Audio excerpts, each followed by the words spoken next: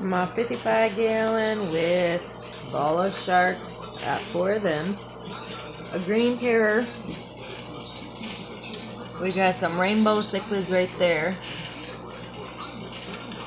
We got 6 silver dollars. We have an albino tiger Oscar, another Oscar, tiger Oscar in the back. We got a little Jack Dempsey. We got a blood parrot.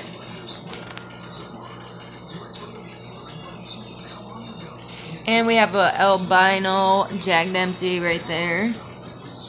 I guess they're called gold jacks. That's a gold jack. There's my jack, baby. We got some 3 clown loaches. My albino tiger. Then we got 3 babies. That one right there, I rescued, the really thin one. Rescued from him from PetSmart. Went there like 3 to 4 weeks in a row and he was still there and he just got skinnier and skinnier. Nobody wanted him. So, well, hello there, ghost. So finally I brought him home and he's getting a belly. He just needs to get his color and fill out a little bit more. But he's doing really good. He's eating. He's obviously acting like he's hungry right now, which he's not. There's the other 2 babies. There's Ghost. Green Terror.